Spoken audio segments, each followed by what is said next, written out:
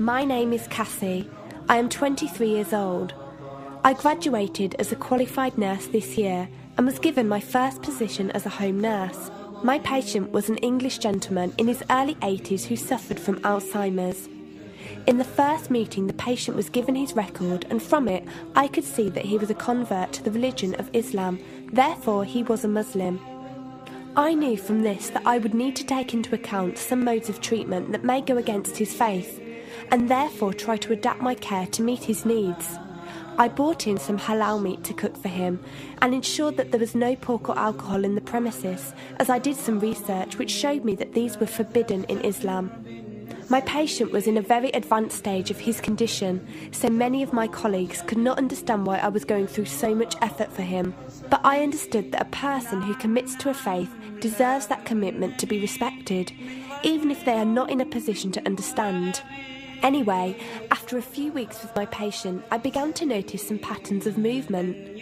At first, I thought it was some copied motions he'd seen someone doing, but I saw him repeat the movement at particular times, morning, afternoon, evening.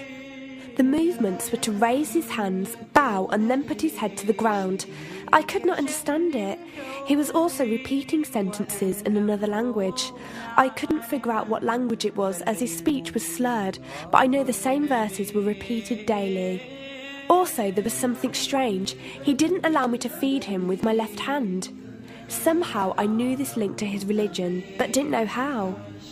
One of my colleagues told me about Talk as a place for debates and discussions. As I did not know any Muslims except for my patient, I thought it would be good to speak to someone live and ask questions. I went on the Islam section and entered the room True Message. Here I asked questions regarding the repeated movements and was told that these were the actions of prayer. I did not really believe it until someone posted a link on the Islamic prayer on YouTube. I was shocked. A man who has lost all memory of his children, of his occupation, and could barely eat and drink, was able to remember not only actions of prayer, but verses that were in another language. This was nothing short of incredible, and I knew that this man was devout in his faith, which made me want to learn more in order to care for him the best I could. I came into the Talk room as often as I could, and was given a link to read the translation of the Karena and listen to it. The chapter of the bee gave me chills, and I repeated it several times a day. I saved a recording of the Karena on my iPod and gave it to my patient to listen to. He was smiling and crying, and in reading the translation I could see why. I applied what I gained from Talk to care for my patient, but gradually found myself coming to the room to find answers for myself. I never really took the time to look at my life. I never knew my father. My mother died when I was 3. Me and my brother were raised by our grandparents who died 4 years ago, so now it's just the two of us. But despite all this loss, I always thought I was happy, content. It was only after spending time with my patient that I felt like I was missing something.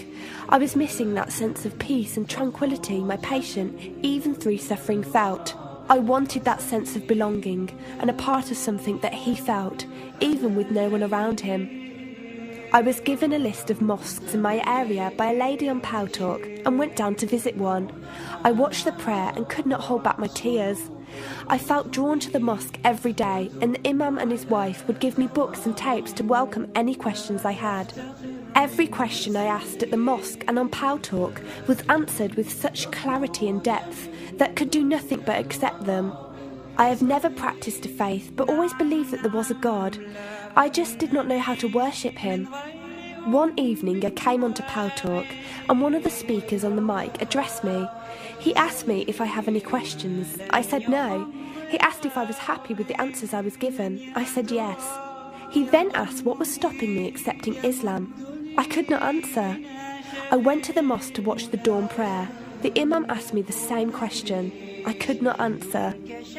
I then went to tend to my patient. I was feeding him, and as I looked into his eyes, I just realised he was brought to me for a reason, and the only thing stopping me from accepting was fear. Not fear in the sense of something bad, but fear of accepting something good and thinking that I was not worthy like this man. That afternoon, I went to the mosque and asked the imam if I could say my declaration of faith, the Shahada. There is no God except Allah. Muhammad is Allah's messenger. He helped me through it and guided me through what I needed to do next. I cannot explain the feeling I felt when I said it. It was like someone woke me up from sleep and sees everything more clearly. The feeling was overwhelming joy, clarity, and most of all, peace. The first person I told was not my brother, but my patient. I went to him, and before I even opened my mouth, he cried and smiled at me. I broke down in front of him. I owed him so much. I came home and logged onto Paltalk and repeated the Shahada for the room. They all helped me so much, and even though I had never seen a single one of them, they felt closer to me than my own brother. I did eventually call my brother to tell him, and although he wasn't happy, he supported me and said he would be there. I couldn't ask for any more. After my first week as a Muslim, my patient passed away in his sleep while I was caring for him.